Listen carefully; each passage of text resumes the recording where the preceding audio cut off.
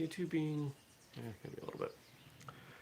I should have the best internet connection, but I don't. At some point, I really need to figure that out. But it probably means spending hundreds of dollars on equipment. Well, I got a show for you. It's Friday. You ready? Let's do it. 3, 2, 1. Good morning, everybody. Welcome. Today is Friday. It is May 21st, 2021. My name is Jeremy, and this is my first cup of coffee.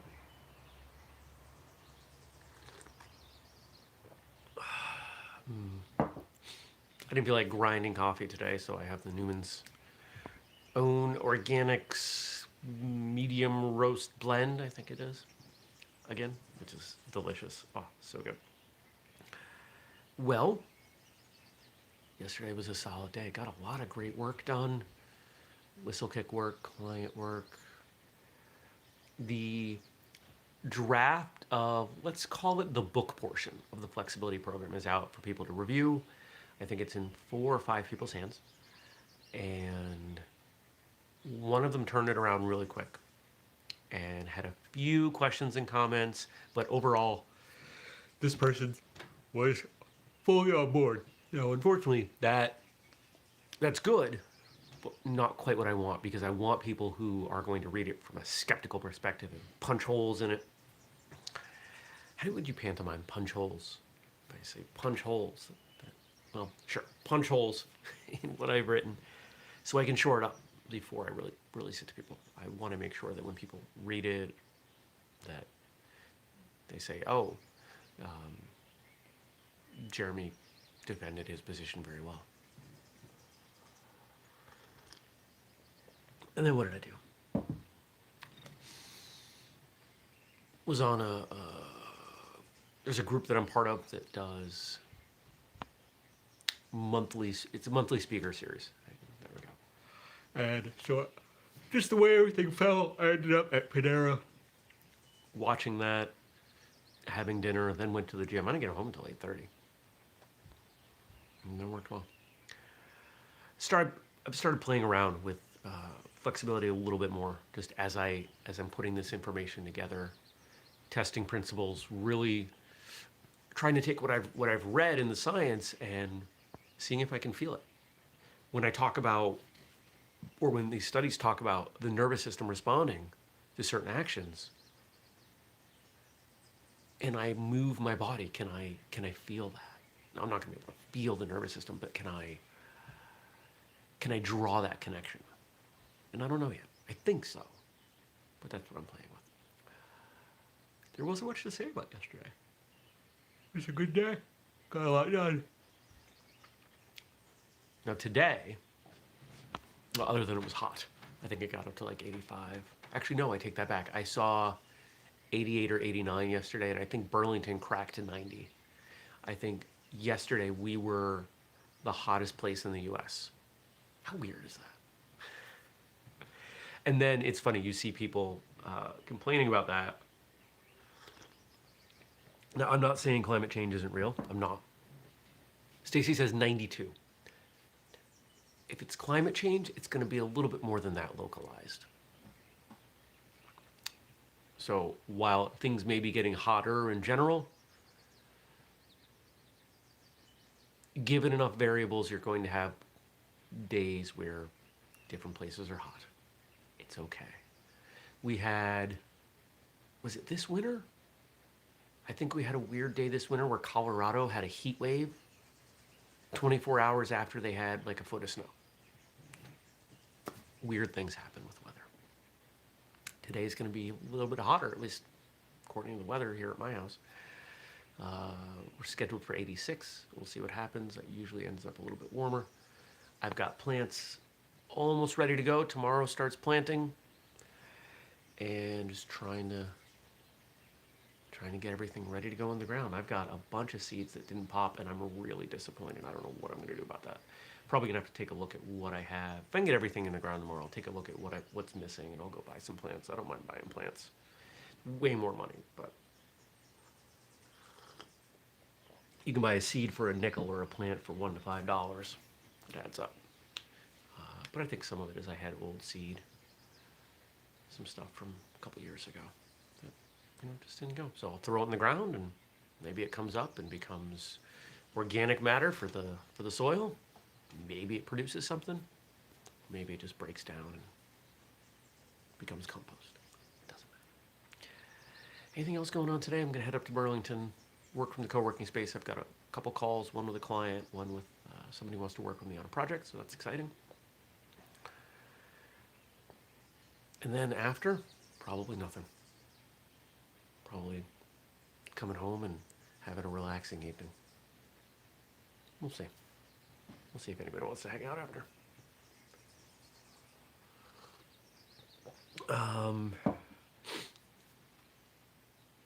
What else? Stacy says pre-soak that soil tonight. I don't do that. I just water everything really heavy. It'll be fine.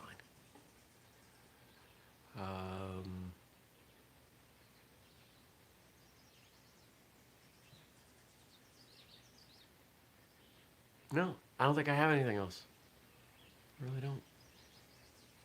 Well, let's see what you guys gave me to talk about. Oh, and I got some stuff from a listener. I tell you guys, if you email me things, I will print it out and read it on the show. Oh, Stacy's got a breaking tournament tomorrow, the first of the year. That's awesome. Best of luck to you and Smashy. Two components of Team Smashy Smash. And we had some feet. Well, oh, that was spam. All right, so let me read Frank's jokes. It's Friday, so we have jokes from Frank. Thank you to Frank for always making sure there's stuff. Always stuff for me to talk about. And thank you for the jokes for Friday. I love these jokes. I can already tell I may not be super motivated this morning. I just kind of... Can you hear the birds? It's a beautiful day. All the windows are open. I left them all open last night because it was hot in here. I think it was 78 when I went to bed. And I just want to sit and enjoy. And maybe I will. Maybe I'll get up there a little bit late. There's some work I can do from here. But oh, there's a breeze. The lilacs. Oh, I love this time of year. The jokes for Funday Friday. May is National Blood Pressure Month. See, there's a month for everything. Can I take your blood pressure? Only if I can have it back. Dad got cuffed yesterday. He was let go with a stern warning. Hopefully the new diet prescribed by his doctors will lower his blood pressure. I can't talk. I'm terrified of elevators. Just thinking about them elevates my blood pressure. My doctor just diagnosed me with very low blood pressure. He prescribed playing golf. Why did the skeptic suffer from high blood pressure? He was taking everything with a grain of salt.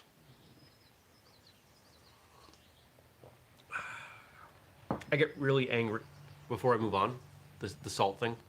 All of the studies that correlated salt with heart disease were included a tremendous amount of processed food. It's not the salt. It's really hard to have too much salt. Just keep that in mind.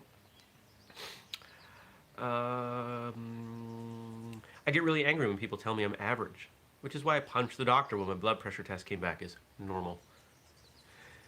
Women are like the salt of my life. They raise my blood pressure. Those are good ones. Is there more? No. It says there's more, but there isn't more. My blood pressure is average to low, and in fact, it has a negative impact on my athletic performance, because anything overhead, I am under oxygenated.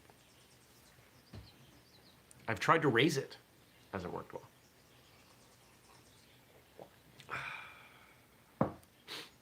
If I'm relaxed, I'm 110/70. Sometimes it gets as high as 120/80. That's the highest I've ever seen. I've never seen a 90. I've never seen a 130. And that goes back decades. Oh, you know what I wanted to let you guys know? Today marks 20 years I've been in Vermont. I graduated college 20 years ago yesterday, woke up today 20 years ago, loaded the car, and drove to Vermont. where I'd already rented a place with my college girlfriend. She had never seen it. And we drove up with the rental truck a couple days ago. I think it was like the 18th or the 19th, unloaded everything. Big shout out to my friend Nate, who I haven't seen since. He lives on the West Coast now. Helped us unload.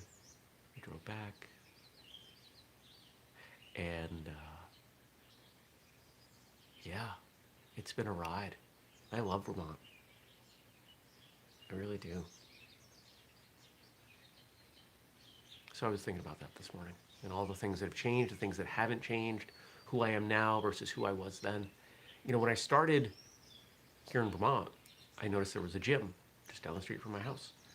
And I think about a month after moving in, I stopped in. I said, hey, you don't have any martial arts classes. Would you like some? And they said, yeah. So it took a couple months and we got it rolling. They made me audition. I had to take the owner and her, and I think a couple other people, one or two other people, through a sample class. She thought she knew what she was doing because she'd done some kickboxing. And she said, wow, you know your stuff. And so I had a karate class. And it was there for a little over just about 2 years. And then I couldn't run my computer business and the school. So I gave everybody, I don't remember if it was no notice or one class notice. It came at a really, really difficult time. And it was the right decision, but it made me sad because almost nobody else started training again. I stopped my class because I knew I wasn't giving everybody 100%. And I thought, you know what, there are other options around. And if I stop teaching, maybe everybody else will look for another school. Almost none of them did. And that really bummed me out.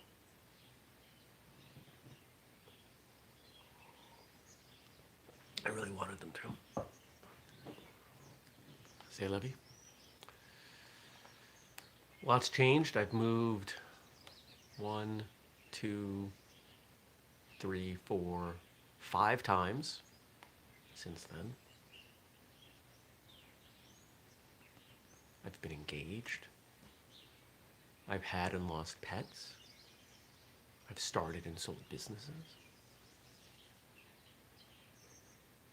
Met and lost friends. Had a lot of memories.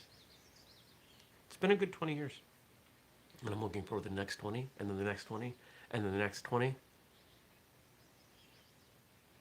And we'll see where it goes after that. I'm going to live to at least 100. I'm committed to that. So we're still on Asian American Month, and Frank seems to know my humorous tastes, my comedic tastes. And he's got some quotes today from comedian Ronny Chieng, who's on The Daily Show. I haven't seen The Daily Show in a while because, well, I don't know. Probably because I don't have like normal TV anymore. I'm sure I can get it online, but I just don't. But here are some quotes from him. I joined a campus competition as I felt I could do comedy, and I won. Then I started doing stand-up gigs in 2009 while completing my law degree, but I never told my parents. They only discovered a few years later. I think stand-up comedy is awesome, and in fact, the entrepreneurship series, the guest speaker last night was someone who was involved in comedy. Stacy may know who she is. Her and her partner started the Vermont Comedy Club.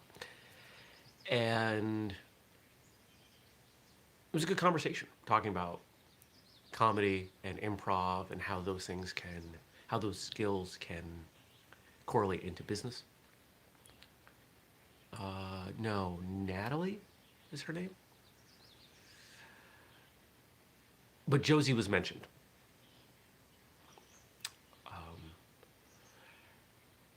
And I think I made this observation yesterday that there's a strong overlap between martial arts instructors and humor, because I think a lot of us have to use humor to teach. And I think that the ability to be funny in the moment requires a tremendous amount of observational ability and being able to react in real time. And these are skills that martial artists develop. Most martial artists I know are funny. Maybe not traditionally funny, and not all of them are, but most of them are funny. Most of them are the type of funny that they're charismatic and people want to be around them and they tell jokes and they're silly and they enjoy life. And I think that's a great thing. In fact, that call yesterday was pretty solid, and I don't know that I would ever pursue it, but I think I might take a stand-up class. I love stand-up comedy. I think it's amazing, and it's something that is difficult. I recognize the difficulty. People don't understand. They think that just because you walk out there and you have a microphone, it's easy. It's not easy. You've got to read and respond to the crowd. You've got to dial in timing. You've got to do all the things that make a form great are the things that you have to do with comedy, just in slightly different ways. People think you don't have to, that you don't cater a form to your audience. You absolutely do. Split-second timing changes, where your eyes land.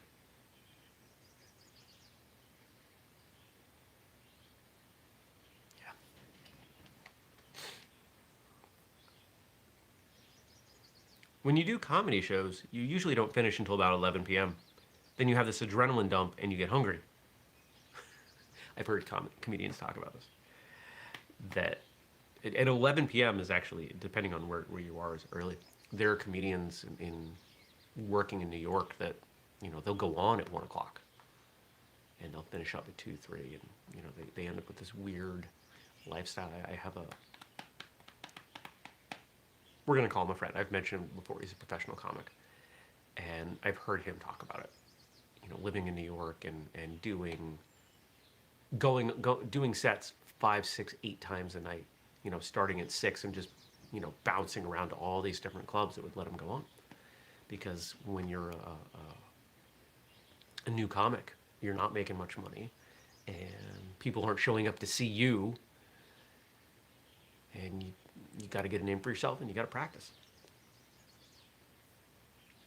It actually, as I say that, it reminds me of the way I've heard some, and this, I don't know if we've had anybody on the show from this era in a while, but if you go back earlier in martial arts radio, we had some folks on from, who were active in the 60s, and they talk about training this way, that they would drive around and show up at different schools and spar.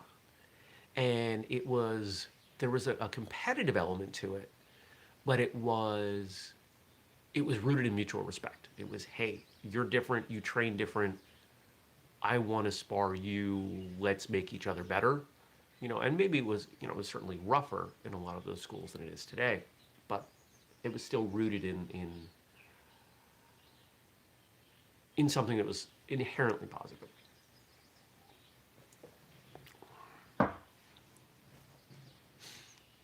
I still want to do that. I still want to just drive around the country and have a whistlekick tour and just show up and teach and train and film and enjoy. Always being the outsider, you feel comfortable everywhere, but you don't really feel at home anywhere.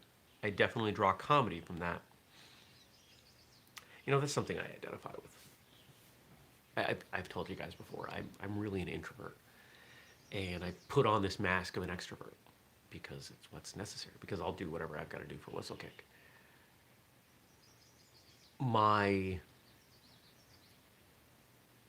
I know everyone, but my friend circle's always been really small. I'm the type of guy that everybody knows, but nobody really invites to do stuff. I don't invite people over very often. I like my quiet. I like my space. And so Ronnie talks about drawing comedy from that. I've got jokes. I've got stories. I've actually got somewhere in my Dropbox folder is a list of stories that I've written down, or at least made notes on. If I was ever to do stand up, this might be what I draw. I don't think I would be a punchline guy. I think I'd be closer to a Dave Chappelle, Ron White, kind of humor through the story sort of guy.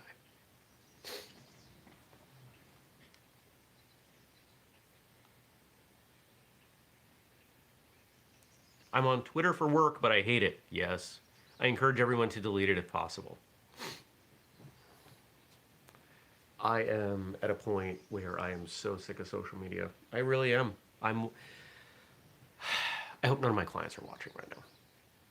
I'm watching engagement just plummet right now. Something is going on with the algorithms.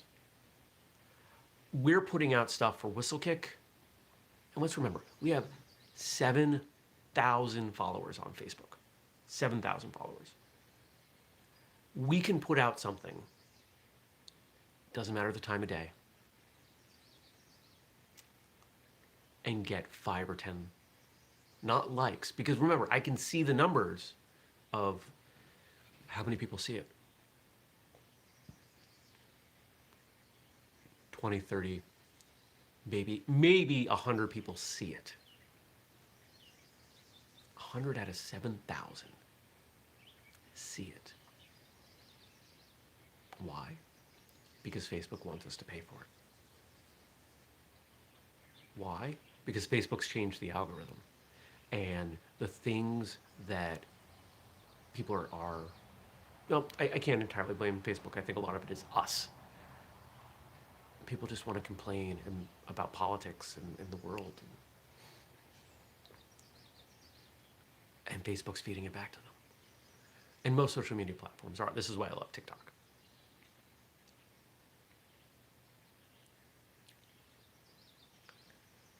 I was doing some social media for clients yesterday and taking a look at some numbers on some, and we've got posts going up for clients that are getting nothing, no likes, no engagement whatsoever. And you dig deeper. Is it the post? Did we do something wrong? No, the ratios still make sense.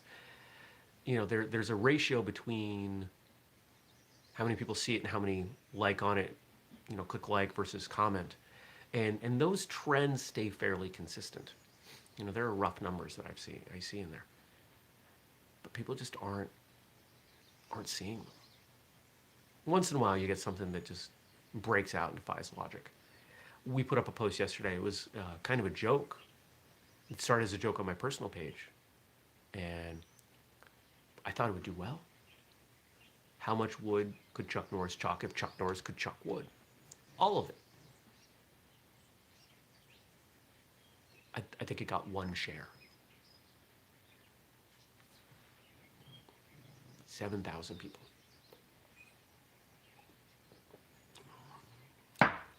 So what does that mean? It means we will reach a tipping point where businesses will stop putting the time into social media.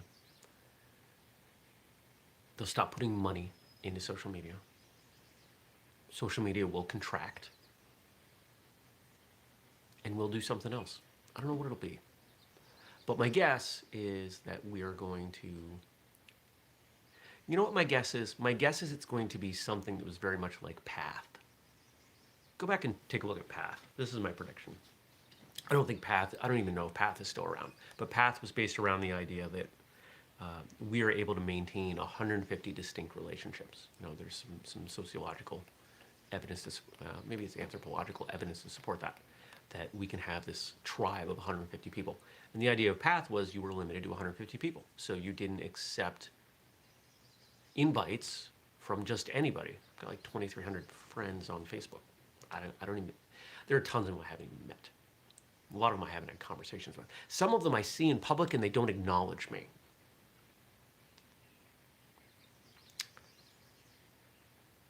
It's going to change.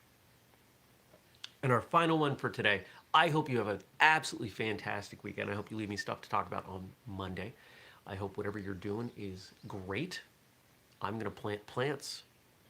I'm going to be outside. I'm probably going to be tanner than I was. And by the way, this is me tan, in case you didn't know.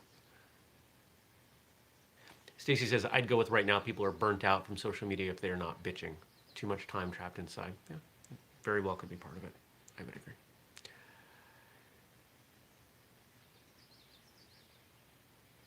All right, our last one. Shout out to Frank. Thank you. Oh, I got to read Chris's. So a couple week ago, 2 weeks ago, we talked about books. And I asked for book recommendations. And Chris gave us some book recommendations, and I appreciate that. The martial arts book he recommends, and you guys may want to write this down and check these out. The Philosophy of Masters. It says beautiful photos and it's first cup style, points to ponder, but it's old and it's pricey. Okay. And then non-martial arts books. Spell Right by Blake Charlton. When magic is cast by spelling correctly, having a dyslexic wizard in training isn't the safest thing. Oh, that is a fascinating concept. I love that. That would make a great TV series. That sounds like something the CW would put out. Super cool. Alrighty. Thanks, Chris. Yeah. See, I tell you guys, if you email me stuff for the show, I will print it and read it. Sometimes it takes me a couple days to remember to print it because the timing doesn't always work out in my brain. But I do it. I plowed through a lot of email yesterday.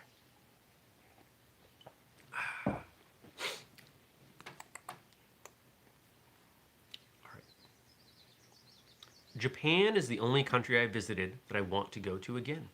I just feel the Japanese have such good taste and dedication to craftsmanship in everything they do. They also merge the traditional and modern aspects of their culture so well. It's an interesting point. I've heard people talk about Japan in really, really positive ways. I've never been.